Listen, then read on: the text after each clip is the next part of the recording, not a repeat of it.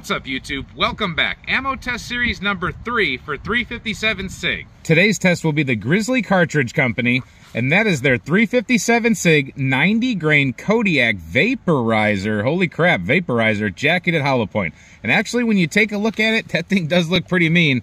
It does look like there's a little something special about it that would make it maybe be a vaporizer. Another reason this thing might be a vaporizer is because of the numbers. The velocity is listed as 1,900 feet per second out of a 5-inch barrel. Holy crap, that is fast. The energy is 721 foot-pounds, and holy crap, that's a lot of foot-pounds. When you have a light bullet going that fast, it tends to do a lot of destruction. I think this one's known to be a pretty good whooper, so we're gonna put it to the test for sure. The two firearms we're gonna be using today are the Sig Nightmare Fastback 5-inch 1911 and the M&P 1.0 357 SIG in the original 357 SIG chambering, not a rebarrel. So 5-inch 1911 versus 4 1/4 polymer. We're gonna put 5 rounds through each one of these pistols into these B8 targets. We will chronograph those rounds, get an average velocity in foot-pounds, then we'll move the chronograph to in front of the gel block so we capture the velocity of the actual bullet that hits the gel. We have two 20-inch clear ballistics 10% gel blocks. I think we're only gonna need one, but we always put a catcher block behind it. Testing explained, let's get to shooting. I will mention that upon loading these into the magazine, I did find one primer that was pressed a little hard.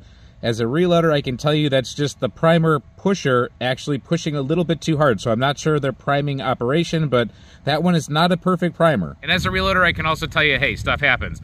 But that one, in my opinion, should have been culled out, pulled out of the pack upon visual inspection of these rounds. That one goes into the blemish pile. All right, we have 5 rounds loaded up. We're about 15 feet off that chronograph, 20 feet off that left B8 target. We're gonna go with the M&P first.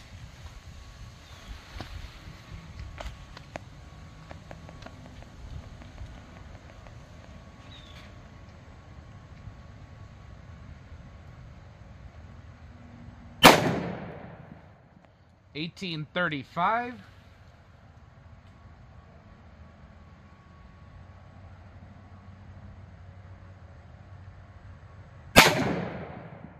$18.63.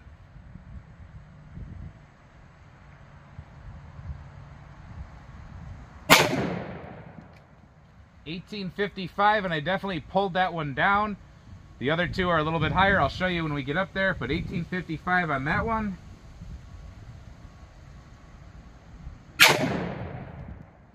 For some reason, that one went down too, $18.50.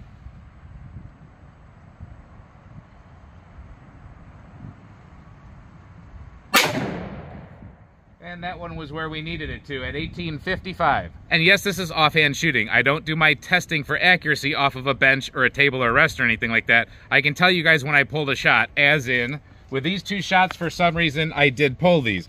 When I broke the trigger, I was a little bit low. I was just, for some reason, not ready for it to break. Anybody that knows a Gen 1 M&P trigger knows what I'm talking about, but again, real life.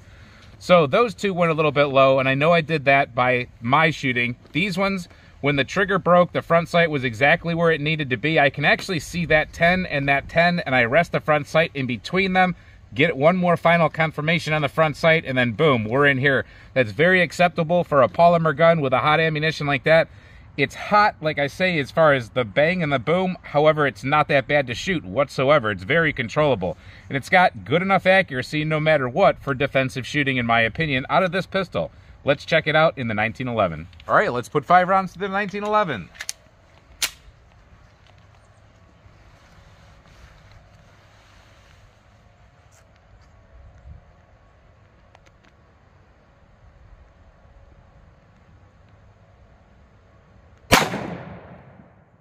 $18.66.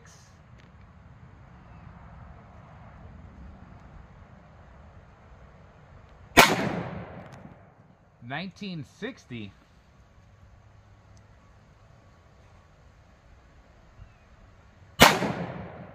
Ooh, hole and hole. $19.44.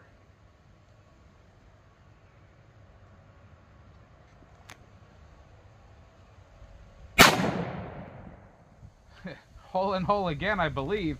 $19.25.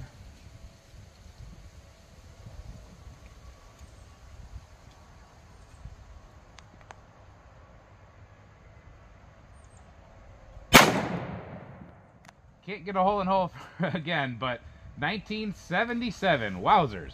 That's kind of crazy. So that's my first shot coming off of center a little bit, but then I had 3 in here and 1 up here. Very acceptable. I love 1911s. 3-dot white sights are usually very nice for doing that kind of stuff. All right, about 15 feet off that gel and chronograph, we got the M&P 4 1/4 inch barrel.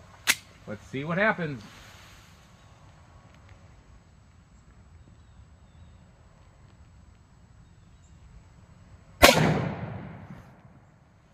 $18.53.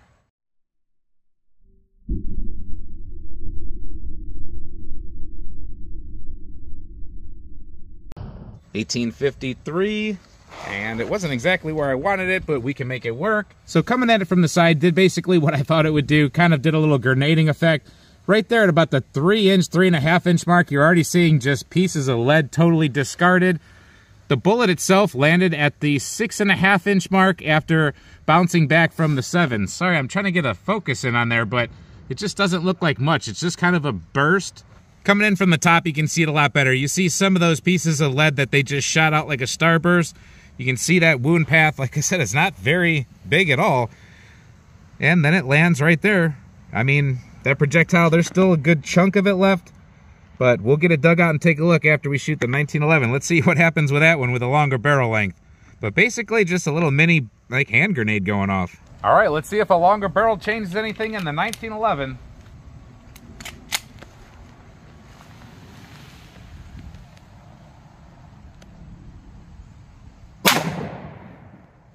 A little close to the other one, but I think we'll be all right. We are at 1878.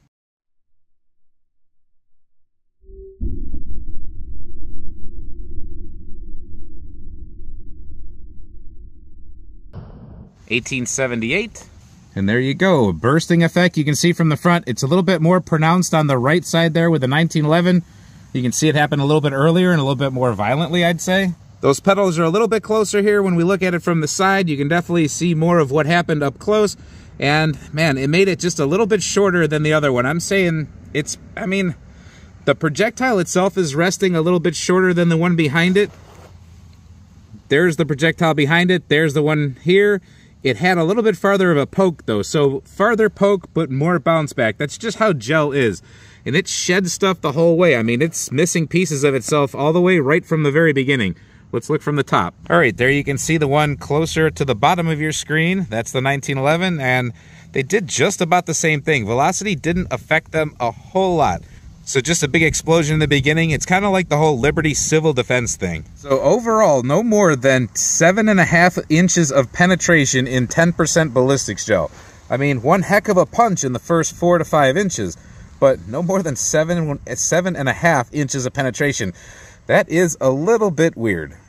And here's the combined weight and the mess of the projectiles as we pulled both of them out. It wasn't really worth separating them.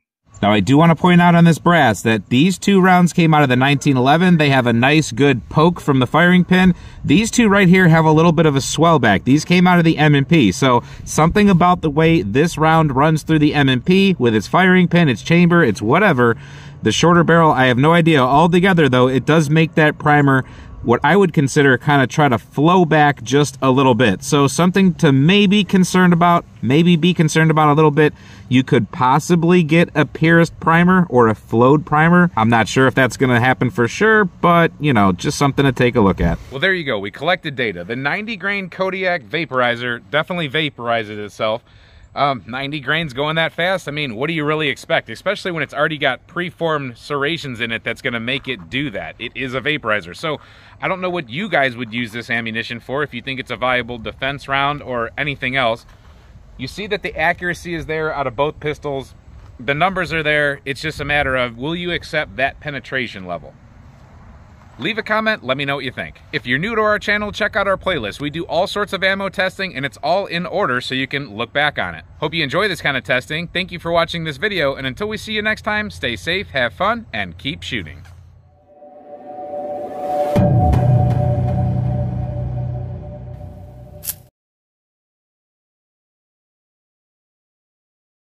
What's up, YouTube? Welcome back. Ammo Test Series number... Today's test is gonna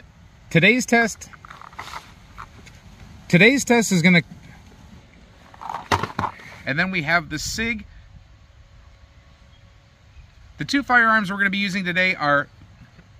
The two firearms we're going to be using today are the Smith & Wesson M&P 357 SIG Gen 1, and the two firearms we're going to be using today are the 357 SIG